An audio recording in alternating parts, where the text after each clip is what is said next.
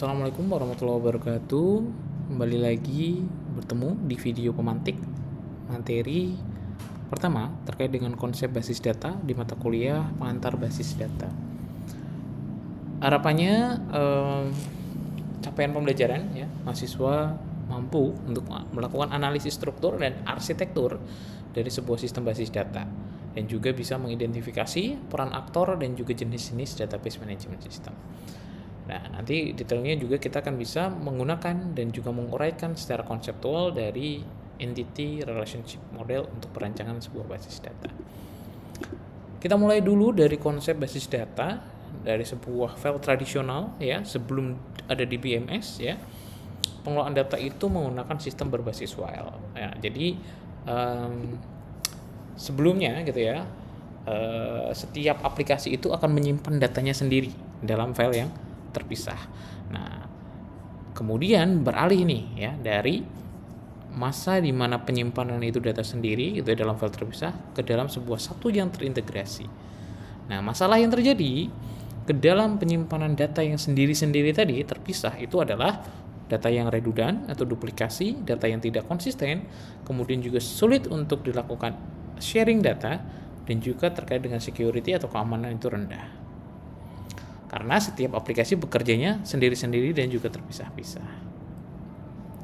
Lalu file tradisional juga misalkan gitu ya, menyimpan gitu ya tanpa ada standar dan juga tanpa ada pengelolaan yang terpisah. Misalkan tadi CSV, ada lagi yang bentuk TXT, ada lagi yang bentuk XLS atau file biner dan seterusnya. Sehingga tidak ada yang standarisasinya. Sehingga ketika mau digabungkan itu menjadi bingung gitu ya. Dilakukan pengaksesan juga menjadi susah. Lalu ini masih sejarahnya gitu ya. Dari pengembangan di era 60-an, aplikasi yang berdiri sendiri gitu ya, tradisional untuk mendukung untuk aplikasi back office ya, seperti penggajian, keuangan, inventaris. Kemudian ada sekumpulan file tadi ya, data master dan juga data transaksi. Nah, ini tadi muncul gitu ya, permasalahan-permasalahan duplikasi data, redundansi, kesulitan terkait dengan akses data dan juga keamanan yang terbatas. Nah, kekurangannya tadi proses penggabungan menjadi rentan redundan, kemudian juga datanya mungkin ada yang ganda, konsistensinya juga menjadi dipertanyakan, update-nya juga berulang kali karena tidak terintegrasi di satu tempat. Maka DBMS diperkenalkan sebagai model yang nanti menjadi sebuah solusi gitu ya. Datanya terpusat, mengurangi redundansi data, konsisten dan juga lebih efisien. Nah, konsepnya itu seperti lemari arsip. Jadi basis data atau database itu bisa dibayangkan sebagai sebuah lemari arsip di mana semuanya terorganisasi, aman, mudah ditemukan dan juga lebih konsisten. Kalau dulu arsip manual gitu ya, kita harus cari data pegawai di dalam arsip tersebut misalkan. Berarti kita harus mencari map yang ada namanya data pegawai atau data gaji. Kita berarti mungkin akan mencari data gaji. Sedangkan gaji dan pegawai ini sebenarnya beririsan juga, gitu ya. Sehingga akan menyulitkan juga sebenarnya kalau kita mengkategorikannya seperti itu. Maka database ini ibaratnya lemari arsip secara digital yang dia menyimpan data, gitu ya, data mentah menjadi informasi yang nanti tentunya bisa ditemu kembali dengan cepat. Gitu. Nah, tadi konsepnya gitu ya, kalau lemari arsip diberikan sampul, ditentukan kelompoknya, ya, diberikan nomor, ya, mungkin penanggalan ada yang berdasarkan tanggal, ada yang berdasarkan kategorisasi, ya. Misalkan kita kelompokkan nih per tahun 2026, 2025 bisa. Atau kita kelompokkan per kategori tadi, pegawai, ya, gaji, atau mungkin data transaksi dan seterusnya. Nah, sehingga tadi perlu rule nih atau aturan atau cara untuk bagaimana arsip itu bisa ditempatkan atau disusun. Nah, kalau dari basis data, maka ini tempatnya gitu ya, secara digital yang merepresentasikan fakta di dunia nyata yang mewakili suatu objek. Nah, ini dari James Martin menyatakan database itu koleksi gitu ya, yang terorganisasi, yang terstruktur, kemudian juga secara elektronik atau berbasis sebuah sistem komputer. Nah, dia sifatnya ada berbasis data oriented ya. Kemudian juga bisa digunakan oleh user yang berbeda-beda, kemudian juga dapat memenuhi kebutuhan sistem dan juga bisa digunakan dengan cara yang berbeda dan data redundansinya menjadi minimal. Tujuannya tentu sama gitu ya dengan lemari arsip karena dia mengatur datanya dan juga menciptakan kemudahan dan kecepatan dalam pengambilan kembali atau menemukan informasi. Nah, tujuannya kecepatan tadi, keakuratan, ketersediaan, kelengkapan, security, dan juga kebersamaan pemakaian atau shareability. Nah, keuntungannya tentu inkonsistensi itu bisa ditekan, dan juga kelengkapan itu lebih lengkap gitu ya, standarisasinya bisa dilakukan, kemudian juga keamanan datanya bisa dengan data security bisa ditingkatkan. Lalu pendekatannya ini beberapa karakter gitu ya. Sebuah database itu bisa digunakan gitu ya dengan pengelolaan berbasis database management system untuk menyimpan, mengatur, mengakses data. Lalu integrasinya juga bisa diintegrasikan gitu ya. Karena misalkan data mahasiswa nih bisa integrasi dengan data KRS, bisa diintegrasi dengan data dosen gitu ya. Hubungannya di mana? Misalkan dengan dosen di mata kuliah yang diambil, siapa yang mengampu, mahasiswanya siapa gitu ya. Itu yang terintegrasi. Datanya juga konsisten gitu ya. Ketika perubahan terjadi maka semua juga akan bisa terdampak. Ada integrity role-nya.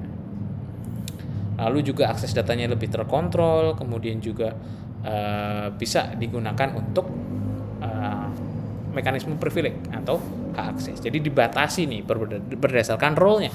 Data mahasiswa, kalau role-nya mahasiswa ya dia tidak akan bisa mengakses data dosen. Begitu juga sebaliknya. Nah, kecuali dia super admin gitu ya, seorang dosen yang megang administrator. Lalu pengguna basis data ada database user, manager, dan juga administrator, di mana yang pertama user itu lebih ke tipe pemakai berdasarkan cara berinteraksi sistem seperti programmer ya, casual user atau naive user ataupun special user. Kalau manager dia yang menyediakan gitu ya interface antara penyimpan data dan dalam database dengan aplikasi program atau query ke dalam sistem. Nah, tugasnya tentu kalau manager bisa berinteraksi dengan manajemen file, punya integrity environment gitu ya, kemudian juga security dan juga punya backup dan recovery. Kalau administrator dia kekuasaan sebagai pusat kontrol gitu ya, seluruh database maupun program yang mengakses data tersebut. Lalu arsitekturnya nih ada yang relasional yang pertama, ini menggunakan relasi. Ini yang kita akan pelajari di mata kuliah pengantar basis data. Kita akan menggunakan MySQL ya, spesifiknya. Nanti bisa juga kita menggunakan Postgre gitu ya, ataupun Oracle yang dia bentuknya adalah RDBMS atau Relational Database. Nah, ada juga yang hierarchical DBMS, contohnya seperti IBM IMS, kemudian networknya itu IDMS gitu ya. Ada juga yang Object Oriented DBMS itu seperti DB4O, kemudian ada yang NoSQL. Ya, ini contohnya MongoDB, Cassandra. Ini cocok untuk big data. Lalu model data itu cara untuk deskripsikan data, hubungan antar data, dan juga batasan atau boundaries yang berlaku pada data. Contohnya model konseptual kita bisa menggunakan jenis model data ERD, yang data logis itu menggunakan relasional gitu ya. Model fisik kita bisa menggunakan index B-tree. Lalu ada data abstraction, di sini proses menyembunyikan teknis gitu ya dari penyimpanan data. Tujuannya agar pengguna atau aplikasi tidak perlu tahu teknisnya seperti apa, tapi cukup memahami representasi data yang dibutuhkan. Nah, dengan data abstraction ini pengguna bisa melihat data sesuai dengan kebutuhan gitu ya. Pemrogramer juga bisa mengembangkan aplikasi tanpa harus memikirkan detail fisik penyimpanannya. Nah, ini data abstraction-nya ada physical level ya, ada logical level dan view level. Nah, view level nanti untuk external level, artinya bisa untuk melihat dari tampilan view levelingnya. Nah, kalau physical level ini yang internal level gitu ya, bagaimana cara disimpan secara fisik. Nah, contohnya data disimpan dalam bentuk blok pada hard disk dengan indeks bit-tree. Lalu logical level ini conceptual level ya, kita fokus pada entitas, atribut, relasi dan batasan integrity-nya. Ya, contohnya tabel mahasiswa berisi kolom NIM, nama prodi dan seterusnya. Kalau yang external level ini lebih tinggi lagi ya, jadi subset data yang relevan. bisa juga disebut pakai view. Jadi nanti kita bisa memodelkan dengan view gitu ya. Dosen hanya bisa melihat data mahasiswa yang diajar, misalkan ini view level. Jadi saya tidak bisa melihat mata kuliah misalkan matematika diskrit karena saya tidak mampu gitu ya. Nah, contoh-contohnya ini adalah DBMS ya, ada SQL Server, ada Sysbase, ada MySQL yang akan kita gunakan, ini PostgreSQL, ini Oracle gitu ya, dan juga Microsoft Access, dan juga nanti kita akan menggunakan yang namanya adalah MySQL, dan silakan teman-teman nanti bisa melakukan instalasi ke XMPP-nya. Nah, ini sebagai alat atau tools yang akan kita gunakan di mata kuliah database kali ini. Mungkin itu untuk video pemantik kali ini. Semoga dapat memberikan gambaran dan juga overview dari mata kuliah pengantar basis data. Saya akhiri. Terima kasih. Wassalamualaikum warahmatullahi wabarakatuh.